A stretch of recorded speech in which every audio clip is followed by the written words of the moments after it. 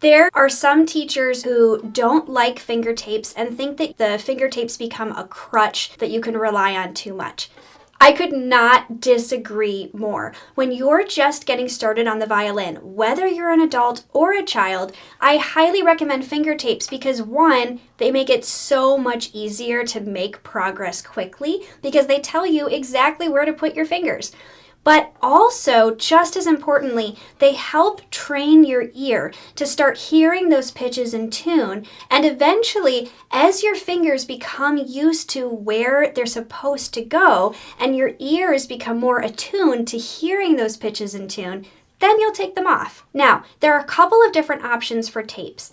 You can get one of those fret stickers that's all one piece and it kind of shows you where to put your fingers. The problem is every violin is a little bit different. So that one sticker might not be exactly right for your violin. It might be a little bit off. So I recommend using masking tape instead. Now, you can get any kind of masking tape and just cut it into thin strips. That works perfectly fine.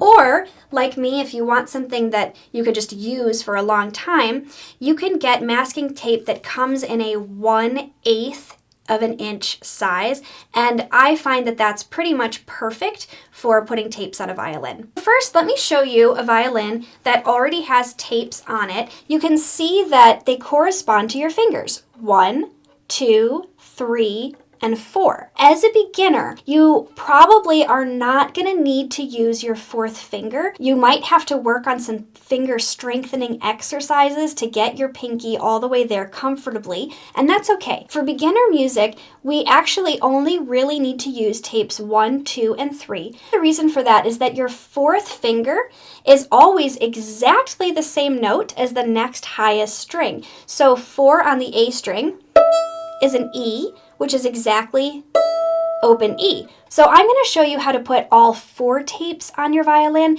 but it's okay to start with just the first 3. Did you notice that these 2 tapes are really close together, but there's a much bigger gap here and a bigger gap here? This shows you the major scale that starts on each string, do, re, mi, fa, so.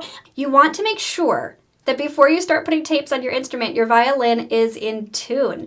So if you need to go back to lesson 3 where we talked about how to tune the violin, you can do that. So I'm going to take these tapes off so we can start together. Okay, I'm going to take off just a little bit of a strip. You want to make sure it's just long enough that it'll go all the way across your violin. So we're going to put it over here underneath the strings.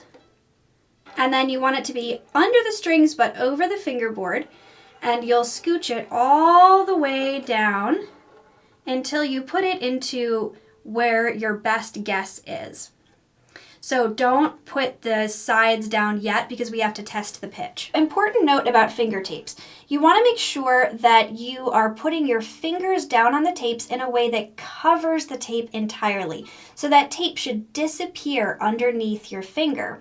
So that means you're putting your finger at the very front of the tape, so to speak, so that you're covering it entirely. Now, doing that with our finger, let's check the pitch. My 1 on the A should register a B natural. This guess was definitely flat, so I'm going to just gently kind of wiggle it off, put it a little bit higher. Now my tuner is showing up green. It's telling me that my 1 is registering exactly a B natural. Now we can check it on the other strings as well, so a 1 on the E string should be an F sharp. 1 on the D string should be an E natural. 1 on the G string should be an A natural. When you're satisfied with the placement of your tape, you can just curl these down to have it stick all the way under the instrument. Remember that high 2 tape is going to be a whole step away from the 1 tape. So on the A string, our second finger tape should register a C sharp. On the E string, it should be a G sharp. On the D string, it'll be an F sharp. And on the G string, it'll be a B natural. All right, our third finger tape is only going to be a half step higher then our second finger tape. And you should find that as you put your 2 and your 3 down, your fingers should pretty much touch each other. So there's a big space between 1 and 2, but 2 and 3 are right next to each other. Your third finger tape should be a D. On the E string, it should be an A. And that A is exactly an octave up from our open A string. On the D string, our third finger is going to be a G natural. And on the G string, it's going to be a C natural. I'm going to go ahead and do my fourth finger tape. My fourth finger on the A string should be an E natural, exactly the same as my open E.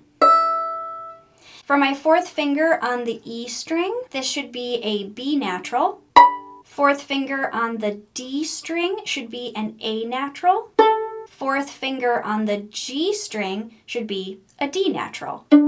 In the next video, we're going to be plucking our very first piece on the violin. I always recommend learning to pluck first because it is a real skill that we do use on the violin, and it's just a little bit easier. It gets you playing a fun piece faster, and then after that, we'll start using the bow.